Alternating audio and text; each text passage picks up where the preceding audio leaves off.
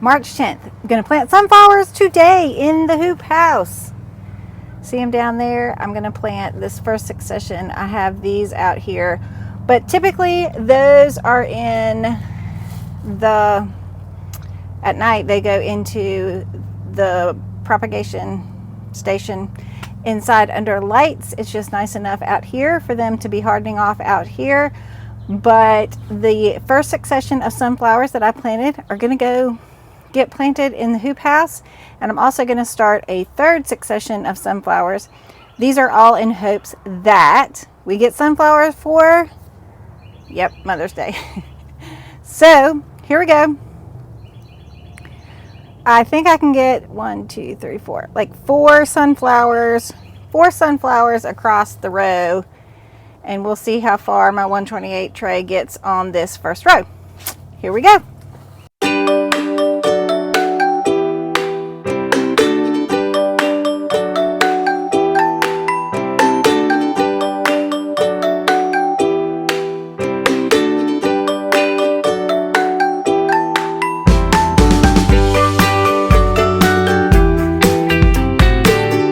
As you can see behind me, ta-da! That's Aaron. His friend Surrey, she went down to Deb's for lessons, and so he's a little bit upset. So you'll hear a little whinnying horse in the background, but he's fine. He's just calling for his friend, and Surrey's down at Deb's having fun. Anyways, this is the row. It almost filled up the whole row. I probably can fit 1, 2, 3, 4, 5, I don't know, 4, 5, 6, maybe 8 more sunflowers in this row, and then we're done. And then you probably saw me watering these 2 other rows. We've been trying to keep these watered. We did put some gypsum down and some other things in these rows, and so we are trying to water the soil to keep the soil active and good for the sunflowers. So right there at the end, that is the next succession of sunflowers that I'll have going in. And then I'm about to do, in the tray that I just emptied, I'm going to put another succession of sunflowers. So let's watch that.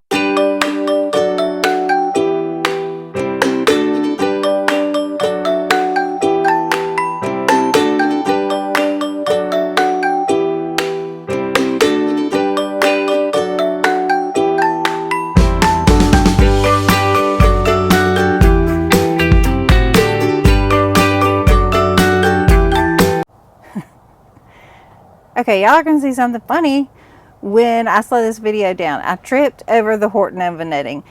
Right after I had said I need to cut this because it's getting in my way, and bam, I fell down.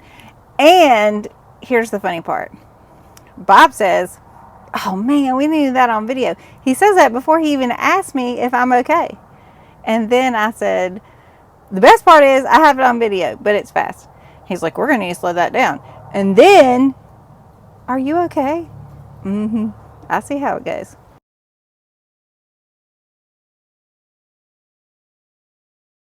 Okay, so change of plans.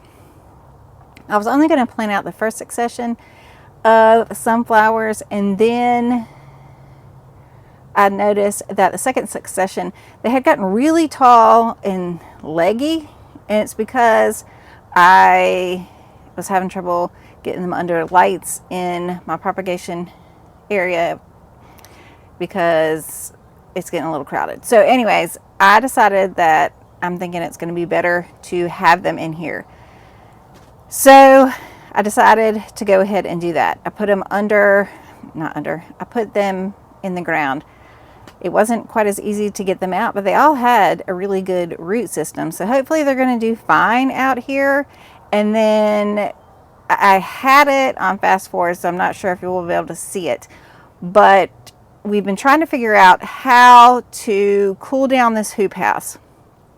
So even though it's really, well, some days it'll get up to 70, but it's only March. Sometimes in the hoop house, if we don't have the door and this window open, it's up to 105. And then sometimes even then, it still is 90 something, but then it cools down during the day, at night. So now that I have something planted in here, I really don't want it getting up into the 90s and 100s. Even though we have a little fan, we can put a little fan in here and whatnot. So I'm going to turn you around. We did take some of our frost cloth and put it over the top of part of the hoop house. And our thought process there is we put it on the part where when the sun is at the highest, that's the part where the sun really would be beating down, and we're hoping that that's going to keep temperatures a little bit cooler. I am a little bit worried. Hopefully the sunflowers will still get enough sun, but they'll definitely get all morning sun, and then it's going to hit the frost cloth where they'll get, I think, more than 50% sun gets through that frost cloth. So I'm still thinking it's going to be okay. I'll show you that in just a minute. But now I've gotten the first and second succession of the sunflowers planted in the hoop house and some frost cloth over it for early sunflowers. So let me turn you around.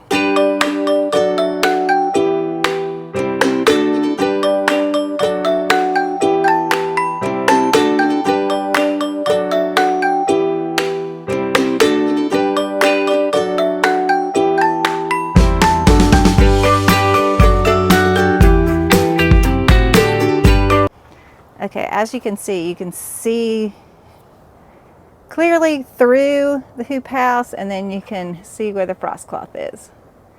I'm not going to go too far over there because the sun is going to be in your eyes.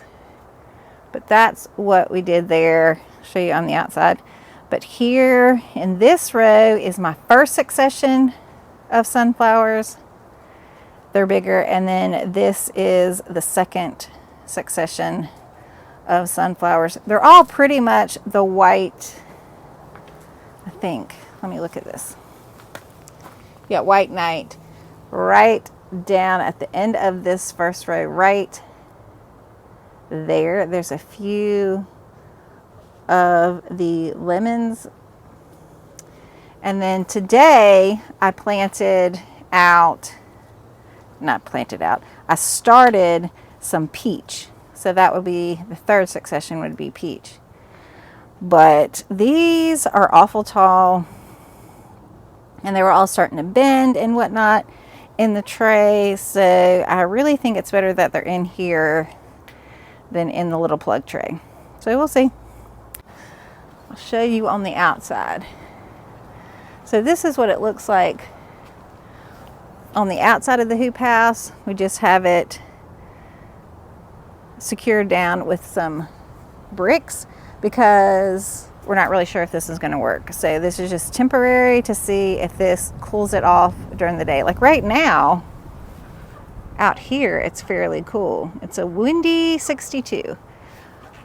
But in the hoop house, even though we've got this door open and the window right here open, I'm not really sure what the temperature is, to be honest. It did cool it down some, but it's still, I don't know if you can read that, but it is 78. When you plant out your seedlings, you should probably take a look at the forecast. I did not. And so it got down to 31 last night. And I'm hoping that both, and of course, what did I do? I planted both successions of sunflowers, the oldest and the newest. So they're both out here in the hoop house at 31 degrees last night. There's no frost, but well, I think it's going to take a couple days to see whether or not, you know, there was any damage. They look really good right now. I mean, they don't look dead. So we'll have to see about that. But it is 80 degrees in there now, and I did just water them. I haven't put the fan on because I want to see how things go with this frost cloth before I do that. So we'll see. So here are the seedlings, the sunflower seedlings that I planted out, and they survived a 31 degree night. You can see where the shade line is there, And here is the frost cloth on the top of the hoop house. So you can kind of see that. It is 12:15. So they've gotten some morning sun, and then there's the shade line. I did just water them a little bit, and it is already 80 degrees in here. So we'll see if that's going to keep going up or if this frost cloth is going to help. I do have a fan, but I'm just kind of waiting to see what happens here. But we're only 53 degrees outside, so we'll see how that goes. All right, I'm going to give you a little update on the fertilizer that we did on the garden. It was a foliar and a soil drench that we did. And what I did was I made a calcium fertilizer, and that was from the oyster shells and the apple cider vinegar, which drew out the calcium from the oyster shells. And then I did an LAB, which is a lactic acid bacteria, and that put that in there, and that helps the plants uptake the nutrients. And then I also used a kelp, which is just a basic fertilizer, all around fertilizer for the plants. You could also use a fish emulsion fertilizer if you wanted to, and then also put in molasses, and that does help everything stick to the plants, but it also helps with the nutrients in the soil.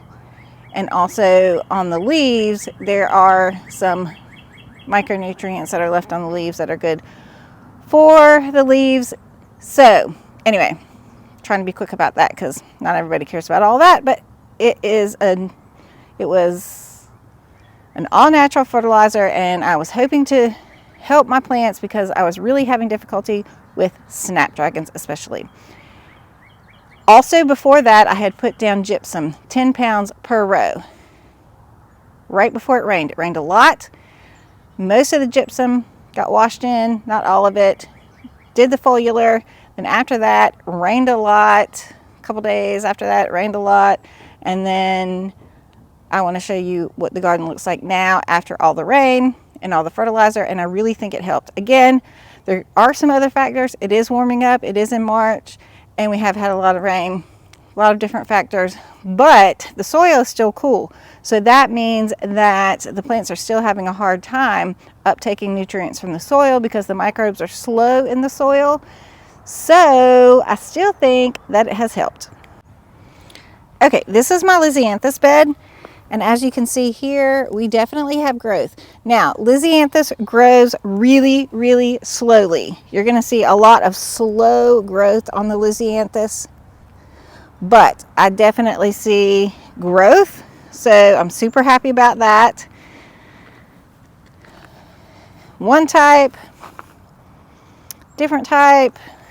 They're all, look, it's getting warm out here, so my drip lines are getting a little squiggly. And just a random different type of Lisianthus. These are some Rudbeckia that I planted last fall, and they actually overwintered and they're coming back, so that's good. These are some Rudbeckia that I planted not too long ago, and they didn't look this good. They had some really yellow leaves like you see here underneath the green leaves. Definitely see lots of good growth on these. I think it helped here. And then this is my bed of smaller snapdragons. These are all looking good. You can still see some white in here from the gypsum. Even after all that rain, some of it still hasn't been watered in. But if you look at the snapdragons, these I think look really good. All right, and then if you've seen my other videos, oh my goodness, lots of really good growth on these bad boys. But there has been so much foliar growth on this, and we've been cutting so many anemones that, again, I really think They needed a fertilizer, and this really did help them. I do think it helped the feverfew. I had a lot of brown, yellow looking leaves, and all of a sudden I've got a lot of green growth on there. That was dead before, still dead. These are the dianthus, even have a lot of little flowers coming up on the dianthus there. I'm going to cut those so I can stimulate some taller growth on that. This was my rudbeckia, all dead. I thought some of them I was going to be able to maybe save, but nah, it all died. And then this right here is the scabiosa. This is looking really nice as well. This is the patch of snapdragons that was looking terrible. Had really wonky, curvy, split stems. I cut everything that I saw that was split and wonky and curvy, and the rest is now looking straight. So I'm really happy about that. I mean, it does look a lot more sparse than it did before, but I mean, I cut a ton. And then I think the places that I cut, I've got some stuff coming back. Now, how tall it's going to be, I don't know. That remains to be seen. But I do think that it's still going to give me a fair amount of usable stems. And these were planted later than that first group that was taller, planted in November, and these are all looking great. I see some growth. They're putting on some growth, and the stems are looking straight, and that's what I was hoping for. So I do think the calcium was helping to get me some stronger stems. And this is all bee balm. That's looking good. And again, more Godicia, definitely putting on growth on this Godicia. I do have a couple. This is the sunball. I killed most of it, but you'll see a couple still stuck in there. I don't know. We got down to 31 last night, and that actually looks like I may have killed some of it last night because I didn't cover anything. This is some bouquet deal, looking good. Status, looking good. That was Godicia planted in the fall, all dead. And then this Godicia down here, something's eating it, as you can tell. But it even has put on some growth. Lesson number 354. You need to be patient with your tulips. You think that they're not long enough. You think that they're going to be terrible. And let's look. There's actually some that I'm going to be able to pull here by the end of the day. I've actually pulled almost one whole section, and then even the little tiny babies ones that were like this big might be usable. Still probably in jars, but better than I even thought they were going to be. So that's good. Look at those. The ones in the back are red. The ones in the front are yellow. And these are the American Dream, which are a yellow, orangey. These were everybody's favorite. I've almost pulled all of those. This one is definitely ready. See how you can see the tips, but there's still lots of green on there. These need to color up just a little bit more, and I'll be able to pull those up. This one is really the perfect stage, I think, to be pulled. And then these, what are you doing in there? I don't think you're supposed to be. Look at that moth. I think you're supposed to be in mine. Okay, see, most of them were like that, and I was thinking, nope, that's going to be terrible. But look, we've gotten some growth, and actually, those need to be halfway colored up before you pull them. So I think I'm going to get a little more length on those, so that's good. I do think these are going to be somewhat usable. I do think they probably needed some more cooling before they were put in the ground. Look what we have here. I'll try not to disturb. Mother duck. She came back to her nest, and she's been sitting on her nest for the last couple days. I have all this larkspur to cut, and it's really at the prime stage to be cut, but I also don't want to disturb Mama duck sitting on her nest. So I'm in a quandary. Haven't cut anemones from that little rogue anemone bunch, but we just can't bring ourselves to disturb Mama duck. So there she sits on her nest, and she's amongst all the beautiful flowers. What can you do? Not a whole lot. But the cerinthe behind her, I'll try to get another video, looks really good. Down here's the cerinthe, and then next to that right there is the Gadisha. So I think that looks really good too after, oops, sorry. Okay, there's the cerinthe right there. There's the Gadisha. We foliar fed and soil drenched all of that. That's looking good. Here's all of our dead eucalyptus. I guess that's, I don't know. We might have one or two coming back.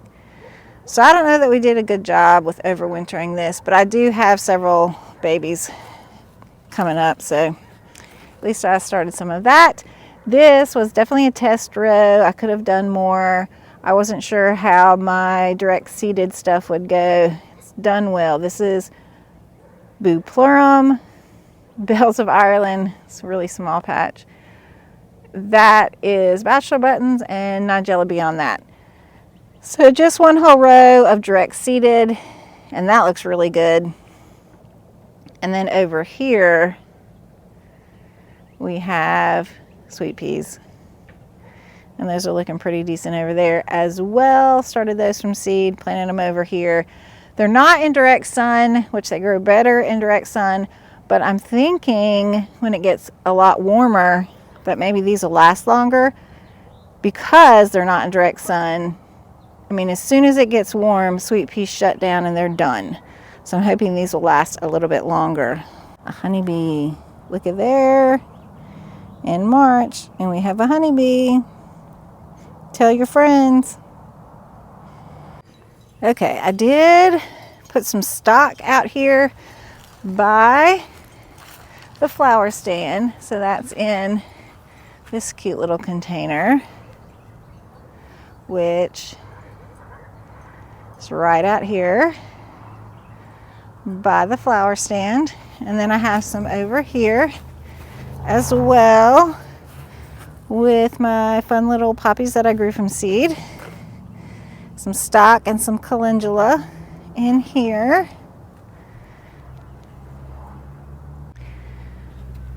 So possibly we could have bouquets for sale this weekend, but it's supposed to rain all weekend long, so that's never good for our farm stand sales. So I don't think we're going to have them this weekend, maybe next weekend, or I don't know, during the week or something. We're going to just have to look at the weather and see when all of those tulips have decided that we can pull them, and then see what the weather looks like and see when we can open this farm stand for the first time this year. And I'm hoping, keeping my fingers crossed, that our customers will be excited about tulips. Again, this is a trial. This is our first year. For tulips, we've never done tulips. Last year was our first year selling bouquets out of the farm stand, and that went well. But will they like tulips? Will everybody want to come out for tulips? I don't know. We'll just have to see. But we're really hoping that we can open the farm stand soon.